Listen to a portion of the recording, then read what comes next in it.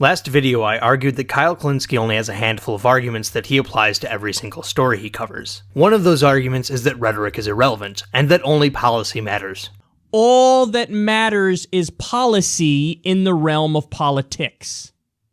Repeat after me. All that matters is policy when you talk about politics.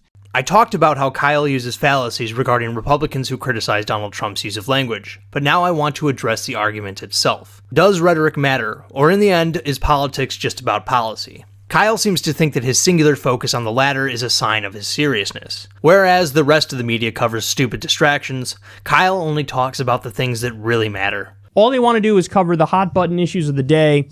They'd rather cover Kanye West and Kim Kardashian than cover war, famine, drought, climate change, corruption, income inequality. Now, can the media be trivial at times? Of course it can. But, ironically enough, Kyle's insistence that rhetoric is unimportant is a sign of remarkable unsophistication. Someone who might just agree with Kyle on this matter is actually the president himself. He doesn't seem to believe that his words matter, or that they offer some sort of template or precedent that he should be held to. This is why he lies without compunction.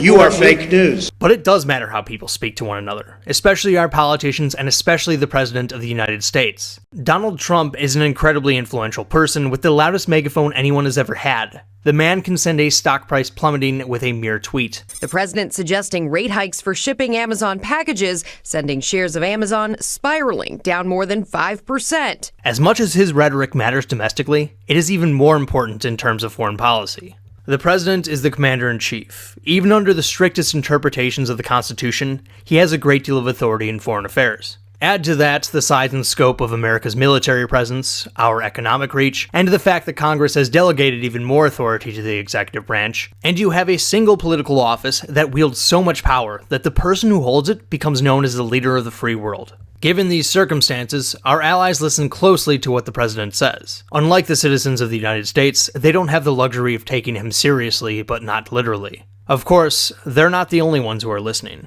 Vladimir Putin is an aggressor on the world stage. He is famously calculating, and he'll take whatever he can get in order to fulfill his revanchist ambitions. As Douglas E. Schoen writes in Putin's master plan, Putin is a calculating master of geopolitics with a master plan to divide Europe, destroy NATO, re-establish Russian influence in the world, and most of all, marginalize the United States and the West in order to achieve regional hegemony and global power.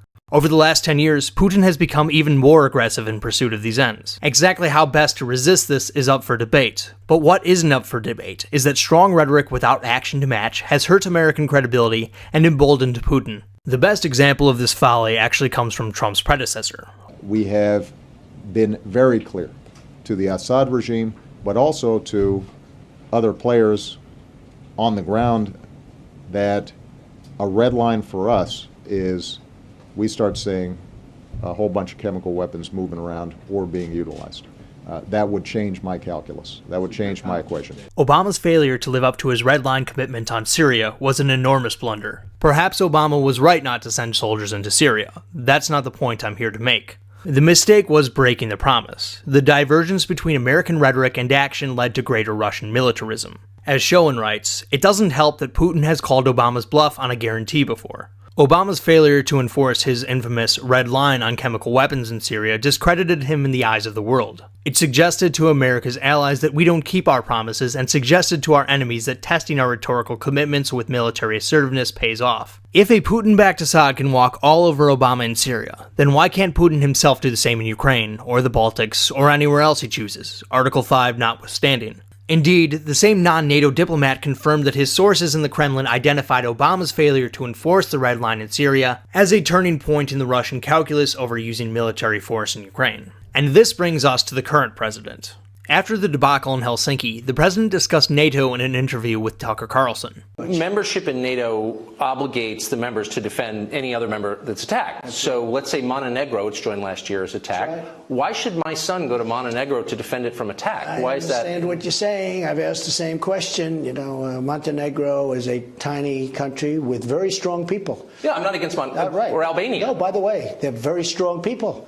They're very aggressive people. They may get aggressive. And congratulations, you're in World War III. Being ambiguous about our defense commitments is one of the most dangerous things the president could have done. NATO is predicated on deterrence. Article 5 of the alliance states that if you attack one nation, then the rest will come to its defense. The NATO alliance has kept Russia from absorbing these smaller countries, particularly Estonia and the rest of the Baltic states. However, NATO will not absorb existing conflicts, so it's not a coincidence that Russia invaded Georgia and Ukraine as they were attempting to enter the transatlantic alliance. Had they become members, it would have been too late for an invasion.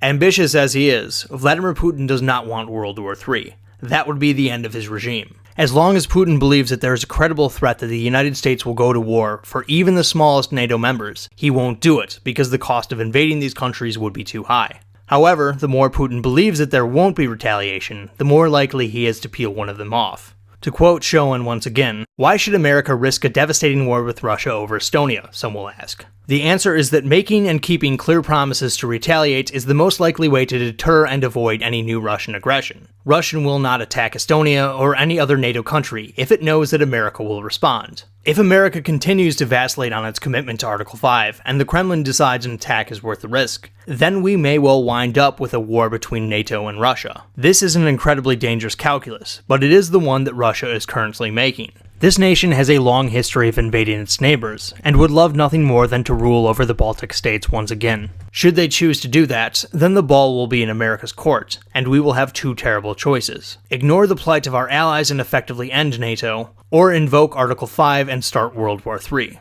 But as long as Vladimir Putin believes we are willing to take the latter option, we won't have to make this choice. This is basic deterrence theory. You don't need to be some war hawk to appreciate it. Even Justin Amash, the libertarian and anti-war congressman from Michigan, criticized the president for his civility towards Putin for precisely this reason. Waffling on our NATO commitments hurts the cause of peace. It turns out that there's a lot riding on how the president speaks on the world stage. But Kyle doesn't agree. All that matters is policy in the realm of politics. Repeat after me.